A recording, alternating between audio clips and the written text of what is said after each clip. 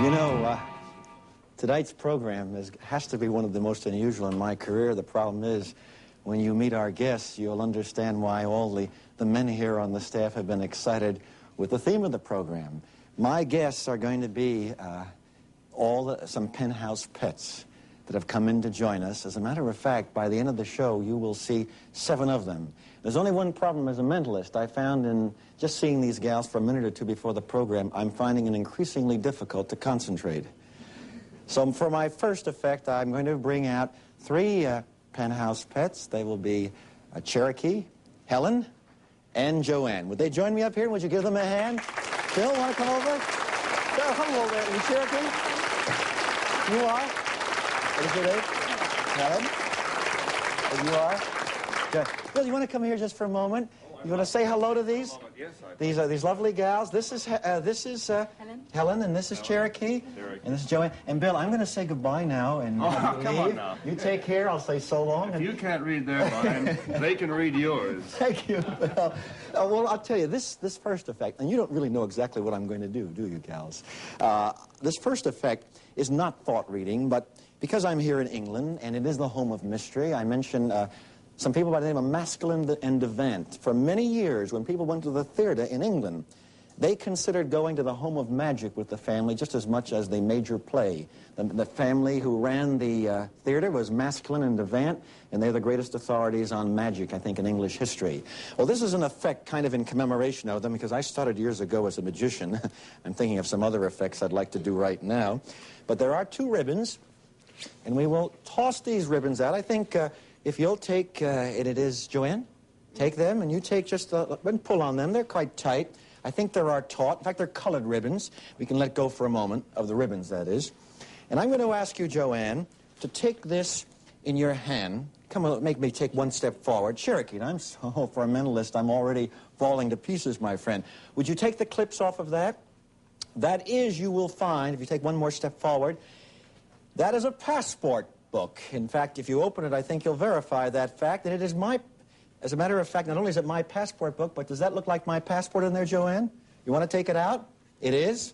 If you don't mind, I'm going to kind of hand that for the time being and hold on to it. Let me kind of get my fingers out of here, because unfortunately the ribbon is such that it's kind of twisting. But I think you'll agree it is solid. Let me have that passport book for a moment. Now, Joanne, what I want you to do is to open the passport book, please. And let me place the ribbon. Unfortunately, it's twisting, and I'm trying to hold it as straight as possible, both of them, right over the passport book, and you can close the book for the time being. Would you hold that in, please, if you will, and just pull on it. You see we can run it back and forth. Now, one more thing I'd like you to do is to place one of the clips on the edge there. I hope I've kept this untwisted, or we're going to have a little bit of a problem. Place another one, if you will, right over here, and we'll clip them together. Now, I'm talking to Cherokee. That's all right, Cherokee. I don't even care if you don't cook. Just place that there. Stick that in there. And where is it Helen over to? That's good. Is it Helen over to my left here? We'll leave it as is. You can let go for a second. You're Helen. Would you step forward then, Cherokee? And we will bring this through, like about here. I don't even know if I have it centered. And I'm going to ask you to hold those 2 ends there. Hold these 2 ends right about here. And would you hold on to the top of the passport, one in each corner, and bring it close to you? That's fine. Don't pull just yet, but if you will, go to the very ends. Both you gals? Fine, and would you do likewise? Bring it right against you. My friends, my thoughts are becoming strange. Keep it flat, if you will, about like that. Don't pull, please. Just let it. Now, I just realized something. Even though she is standing behind the ribbon, she has 2 bracelets on. Would you let go of these 2 ends, please? And I would like to, and this is why I was concerned about them being flat, which I don't think they are, I'd like to lock her in these bracelets. This is kind of a new way for a bachelor such as myself getting a lovely gal, such as Cherokee, Helen, and Joanne. Let me place these 2 ribbons right through here like this. Clearly, she's not only in front. Oh, I think we have some coming through here. And we pulled a little bit too much, but I don't think it will matter. Fine, right in front about along that way there.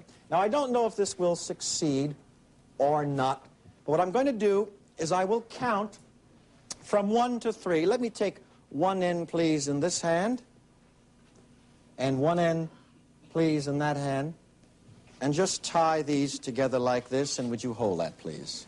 Hold that there. Cherokee already is chuckling, because I think she finds this kind of ticklish. Now, when I count to 3, Cherokee, I want you to take 3 steps forward. I'd like you two gals, holding, do not let go of the ribbons, to pull as taut, please, as you will. Take 3 steps forward. 1, 2, 3. Pull. Gals, pull. And there you are. She's walked right through. Step to the right. The ribbons haven't been broken, but I think my heart has, folks. Thank you. And we'll be back, folks, after the following message. Thank you very much.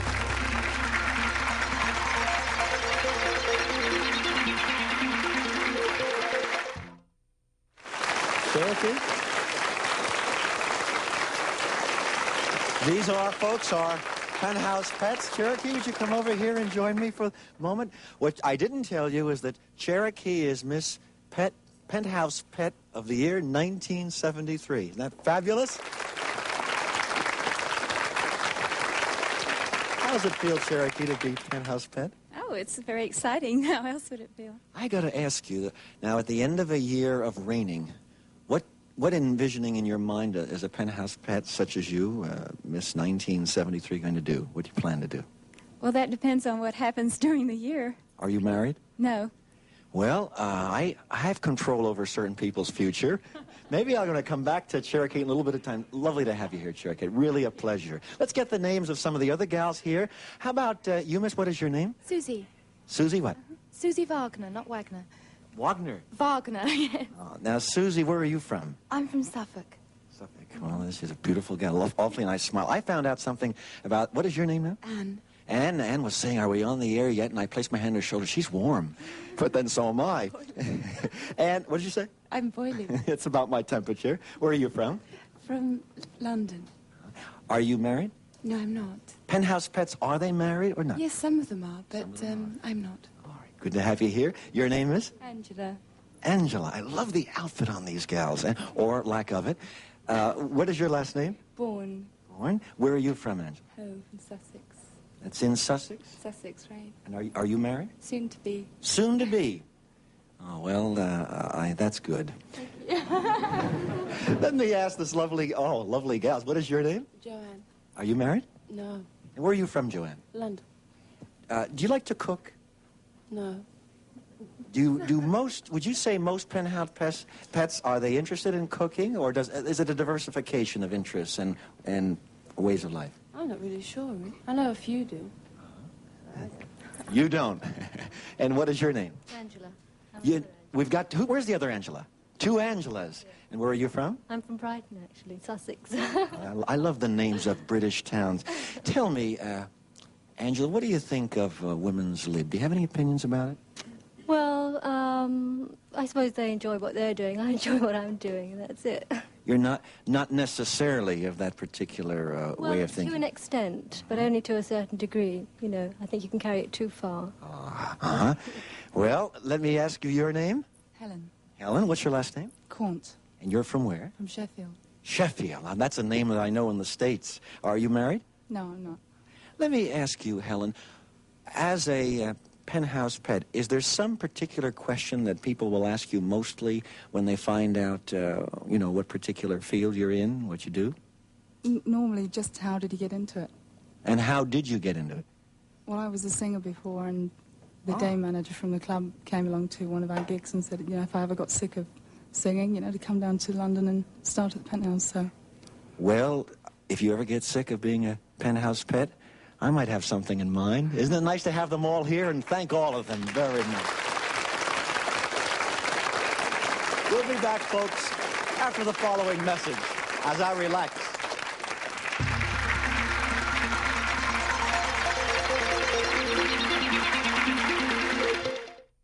Well, we're here with Angela, Susie, and Angela.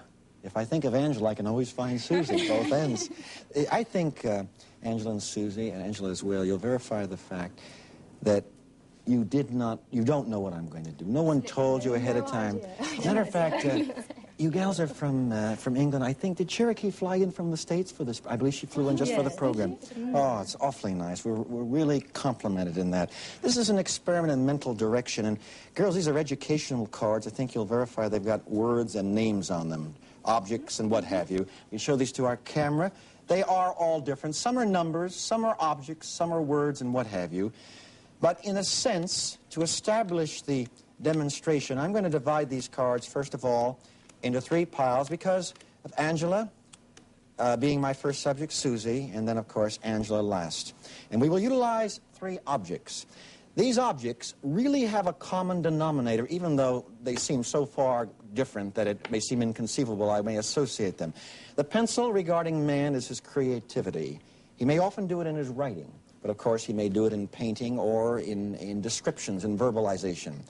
Now, this is not the best habit, but it's man's habit, and we could not survive, girls, without habits. We drive without thinking. If we had to think of every motion, we'd become clumsy drivers once we've mastered the ease of driving.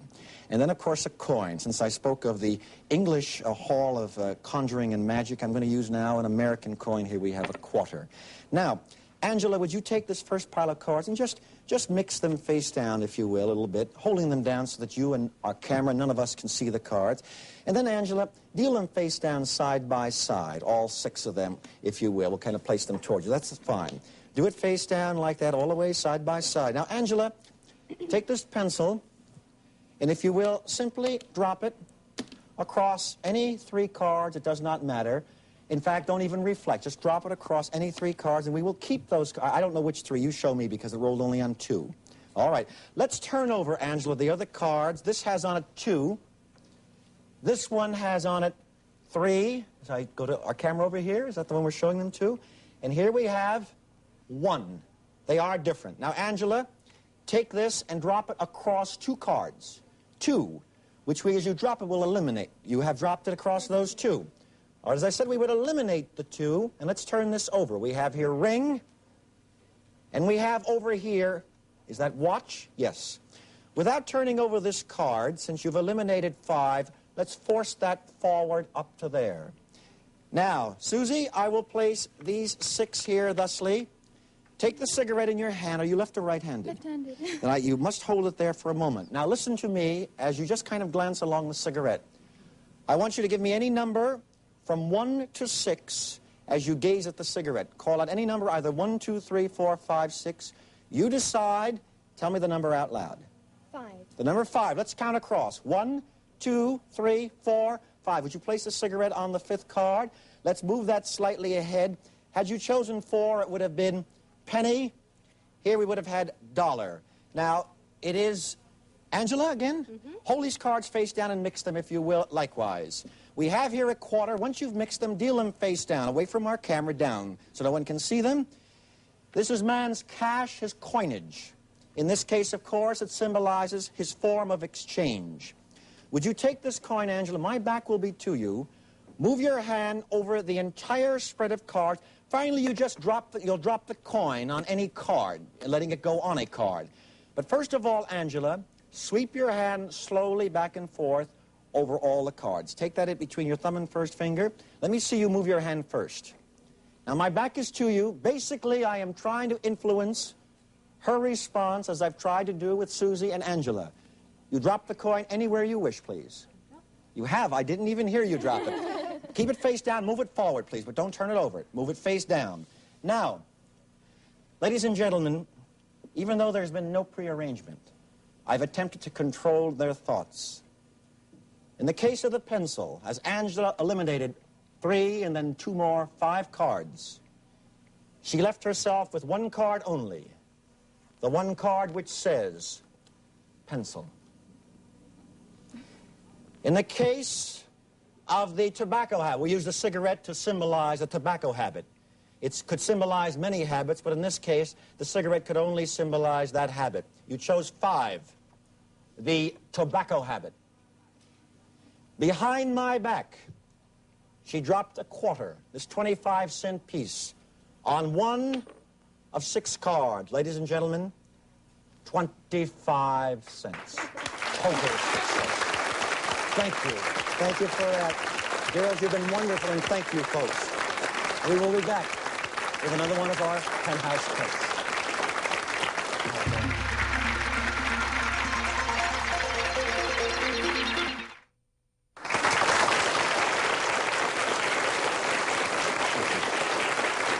You know, folks, it's very rare that in my series I would repeat an effect or duplicate something, but this happens to be a special mystery in my life. I did this about a year and a half or so ago in Canada. And what makes it so unique to me is that it goes back to about 1934. And a great authority on magic, John Northern Hilliard, wrote for a group of about 20 magicians of an experience that he said was the most dramatic of his entire life. He was invited to the home of Dr. Samuel Hooker, who had spent a lifetime on a mystery. And these were Hilliard's words. He said, "It was the nearest approach to experiencing the happiness of real magic that I shall ever hope to achieve or expect to achieve." I'm going to duplicate that effect because no one ever has since then. But I'm a mentalist. I'm not basically a magician. And I would not be satisfied in duplicating it unless I could add a touch of thought reading to it. I'm going to have Miss Ann King join me. Nice to have you again here, Ann. And I'm going to use in fact, Ann, would you help me? You probably, I don't know how the nails are, but it's a brand new deck, and maybe you can just break through the top there. And just rip the seal. Price tag is on it, too. We advertise that. Great. I'll use a deck of cards, and if I may, in fact, you might just want to take them aside and maybe drop them on the floor or what have you. I'm going to shuffle the deck, mixing up all the cards. I wanted to take the jokers out of the deck, and it is a shuffle deck of playing cards. Now, we can drop that aside too, Ann. If any of you here in the audience get this deck of cards, Anna's going to take this out to you. Don't riffle through like this. I want you to photograph a card in your mind by just lifting up with your thumb. There I see a 7 of clubs. Now, no one else has to see that card if you do it slightly enough. I can open the card now. There is a king. Clearly a king of clubs. But do not riffle through, because if you do that, you'll see too many cards. And would you take the deck as it is, walk down to our left, or down the aisle to our left, and maybe you can go up the aisle and hand it to first of all, some gentleman in the audience, first of all. Our camera will not show exactly, except from my viewpoint. Hand it to a gentleman, please, Ann. Sir, would you stand? Ann, why don't you come down here now, and perhaps you can wait down the foot. Sir, with the deck in your hand, hold it in your left hand face down. Hold it up to your eyes. And open the deck. As soon as you see a card, close the deck immediately. Have you looked at a card? All right, sir. Take the deck as it is and toss it to someone over here. One of you people catch, maybe the gentleman in the jacket, please. Toss it across. Would you, sir, hold the deck face down in your left hand. Hold it up to your eyes. Open it immediately. As soon as you see a card, close the deck. Now, sir, pass the deck hand over hand down, maybe to our third row. Miss, you'll have to grab the deck, hand over hand. That would be one person to the next. And, ma'am, would you stand? Or just hold the deck as you are. Hold up to your eyes. Open it immediately. I hope nobody else saw the card. There's people in the balcony. Close the deck immediately. If anyone had it, would destroy the effect totally. And maybe I can have you toss the deck up here to me, please, ma'am. Would you do so? Fine. That's quite all right. I worked for years on that effect myself.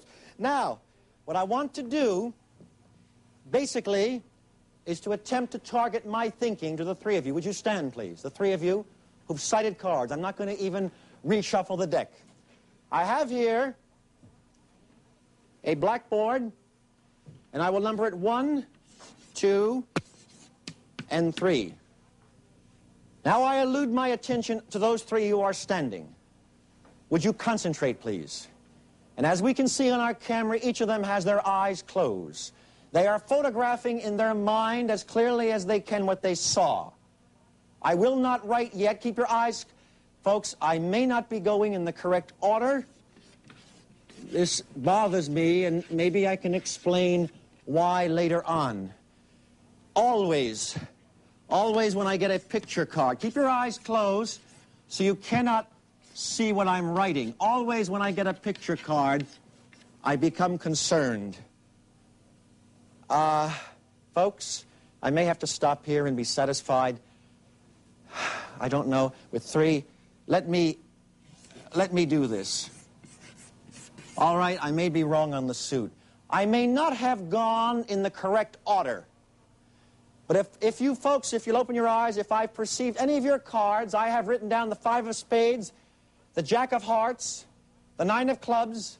If I've successfully perceived any of your cards, raise your hands, please. 3 out of 3. Thank you very, very much.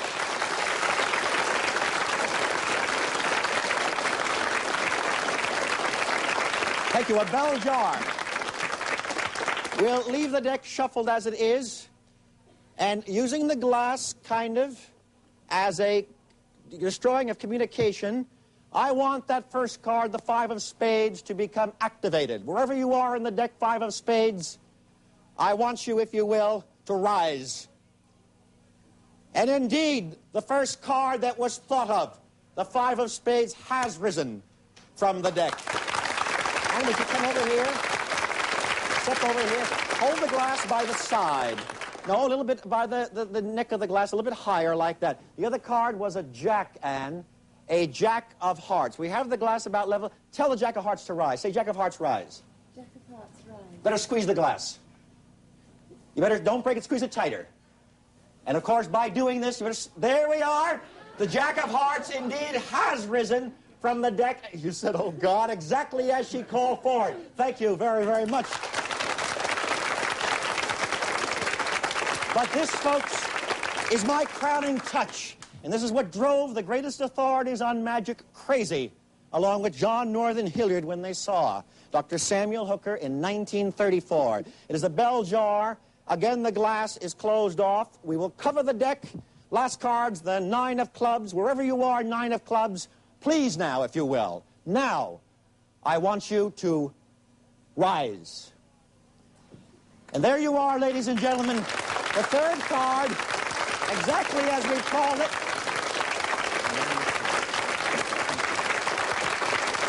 Thank you very much. Thank you, Andy, very, very much. Ladies and gentlemen, first time and the last time I ever did this effect, a year and a half ago, I vowed to carry the secret of this mystery with me to my grave. I love mystery. I respect it too greatly ever to change my mind. And consequently, be the good Lord willing, I'll simply see you next week. Bye, everybody.